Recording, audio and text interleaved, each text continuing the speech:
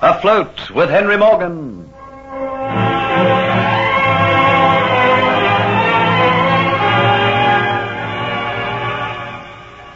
Geoffrey Hunter, accompanied by Hero, goes to Spanish Cuba to obtain for Henry Morgan the movements of a fleet which is there preparing to sail to the city of Panama to take charge of treasure. Geoffrey has no idea that it is to Havana that Dolores has returned, together with Dietz and Kitty. Dietz is rapidly tired of Kitty and intends selling her in the slave market. Dolores recognizes Geoffrey and has him cruelly tortured by Dietz to force him to reveal the reason of his mission. But he refuses to speak until he sees that they intend torturing Kitty. But he only tells them half of Morgan's plans, and Don Pietro comes to the wrong conclusion, but is satisfied. He leaves instructions that Geoffrey is to be taken to the slave market to be auctioned on the following day. Geoffrey and Kitty are thrown into the same cell and find that it's already occupied by another woman, Antoinette de Lacy, the missing kinswoman of Sir Thomas Motford. Geoffrey tries to reassure the girls. He has a faint hope of help if his friend Hero has not been taken. And so, while he is free, we must not give up all hope of help. But of what use could he be? How could he help us? We're in a foreign country. Our only value is the price we're worth at the auction block on the morrow. No, please do not talk of that. I cannot bear to think of it. It's too horrible. Oh, Geoffrey, I think we're beyond all aid. Your friend Hero, he will not escape for long. He must have missed you by now. He might have made foolish inquiries. I can only hope that he keeps his head. There's no way in which he can get word of you. Oh, I don't know. The news of the capture of a British spy will spread like fire around the city. His fate will be the talk of every tavern. Hero has a smattering of Spanish, just enough to make him understand when he overhears that I've been taken. All right, then. He knows where we are. What can he do? Oh, Kitty, don't plague me with questions now. I can hardly think of anything. Oh, Geoffrey, I'm sorry. Is the pain so very bad? They must have tortured you most cruelly. And to save me from meeting the same fate, he told them the secrets that they wanted to know. Oh, Geoffrey, I should have been as brave as you. I should have let them do their worst. I made you betray Captain Morgan. No, Kitty. It isn't as bad as all that. I only told them half of Captain Morgan's plans. Captain Morgan wanted to know when the fleet was sailing. Don Pietro surmised that it was because he wanted to intercept it. I let them believe that. Morgan has no intention of intercepting the Spanish fleet. He just wanted it out of the way so that he'll be free to sail up the coast, march across the isthmus, and sack Panama. And Don Pietro doesn't know this? No, I let him believe that Morgan intends to intercept the fleet after it was loaded. But by the time the fleet reaches Panama will be a smoking ruin. So no harm has been done. You're safe. Safe? Safe for what? To be put up for auction tomorrow like a beast? I can't believe that it is going to happen to us. Really, I can't. To think that you are Antoinette de Lacy. Never in my wildest dreams did I imagine that we would meet you under these circumstances. Why don't you try and get some sleep, Geoffrey? You must be tired. Why not rest those aching limbs of yours? Is there nothing I can do to make you comfortable? No, I must not try and rest. I must try and think. Clear my head in some way. I'm so worried. I just don't know what we can do. Oh, Faith, you'll only make things worse. You couldn't break out of this place. Kitty, perhaps you can help me. What do you know about slave markets? What is the procedure? Well, I don't know about in Havana, but these cells look very much like the ones in Port Royal. You see, one side's all open. There isn't a wall, just iron grills. Like cages. They're built this way in Port Royal for a special reason, so I surmise these would be built the same way for the same reason. What is the reason? In Port Royal, they don't hold the auction until the afternoon, and in the morning, prospective buyers come and they cast their eyes over the human merchandise. Can anybody come? Anybody who has a mind to. I see.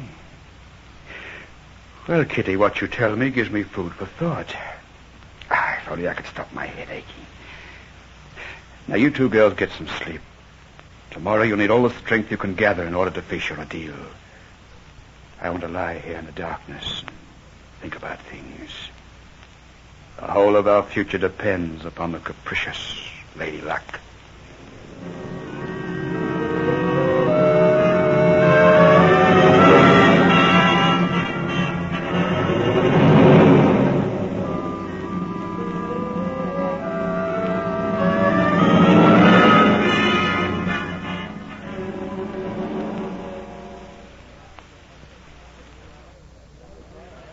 You were quite right, Kitty. In the morning, they certainly do come and view the human merchandise. I feel like a monkey in a cage. I cannot stand it much longer. It is so humiliating. I cannot stand the leers and the jeers. I feel so helpless, so lost. Now, Antoinette, you mustn't lose your heart now. Let's talk of something amongst ourselves. Let's try to forget these leering faces outside the cage. Judging by the attention that we received, our story must have spread around a banner. That might be a good thing, because it will have surely reached the ears of Hero. And what good can he do? Oh, let's talk of something else. There's something which I do want to talk about, Kitty, in case I never get the chance again. I want you to know that I did not forsake you when you were in the stone hut. Well, what happened to you, Jeffrey? I waited and waited. I was so confident that you'd come and rescue me. I managed to escape from the swamps, and then I was struck down with a fever. My friend Hero nursed me back to health. He hid me safely in the jungle. But when the fever passed, the delirium had gone, we went to the stone hut. We found that we were too late. The hut was empty. You had sailed away with the others. Oh, Jeffrey, it's all been so horrible. It's been just like an awful nightmare. I should have known that something like that must have happened to you. I should have known that you'd not forget me. And now, Antoinette, what has been your story? Tell us all that has happened to you. Well, it happened all so long ago that I think I almost forget it. At the beginning, they took me prisoner when they captured the Elizabeth Ann. They frightened me with their threats of torture. They asked me all I knew about Sir Thomas Mudford and about my family. I was so very frightened. I couldn't bear being tortured, so I told them, little knowing what use they were going to put it to. Then they put me into prison. But they must have forgotten all about me. When they did remember me, they sent me here to the slave market. And today I'm to be sold. And Jeffrey, did you only come here to Cuba to find out the movements of those ships? Yes, Kitty. That was the only reason. I had no idea at all that you had been brought here. I had no idea where they had taken you. I suppose there was lingering at the back of my mind the thought that you might be here, that I would find Dietz. I certainly found him. But in what different circumstances to the ones I had imagined. I'll meet him again. Whenever I ever get back my strength, if I ever again have the power to move my limbs. And did you have the time to find out what you wanted to know about the ship? No, I didn't, Kitty. But after all, it doesn't really matter now. Oh, Jeffrey, if only you'd known where to come and find me, I could have told you everything.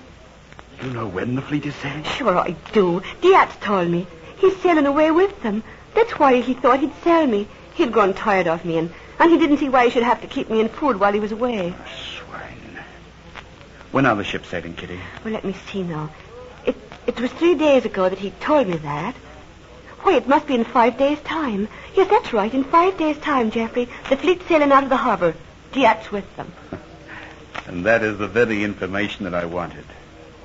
Now I can't do anything about it. Jeffrey, don't turn too suddenly. But I think there's somebody outside the cage. And I think he's trying to attract your attention. He's a Negro. That'll be Hero. I dare not look. Is there still a big crowd outside? Yes, a big crowd. And we still seem to be the center of attraction. Don't look at him.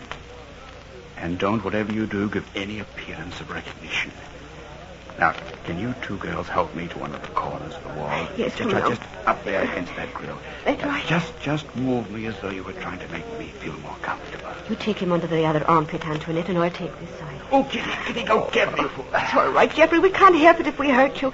Oh, if you only had the power back in your limbs. Yes, I'm so very hopeless, aren't I? Never mind. There you are. You're right up against the corner now. The Negro's seen us. He's making his way around to the other side. Oh, there are far too many people about. I can't talk to him without arousing suspicion. He's standing right beside him now. Why, the crowd's going away. It must be time for the auction to start. Master Geoffrey, everyone else has gone away now. Hero, how pleased I am to hear your voice and to know that you're safe. Master Geoffrey, what have they done to you? There's no time to talk now. Just listen intently to what I have to say. And then, Hero, just carry out what I have to tell you. And mark this well. If you make no mistakes, you can rescue me and these 2 women.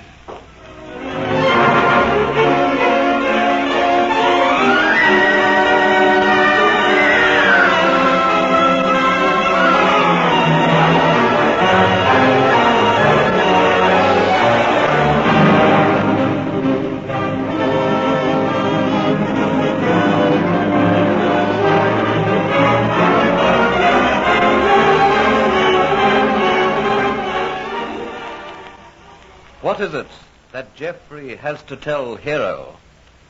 You will hear in the next episode of Afloat with Henry Morgan.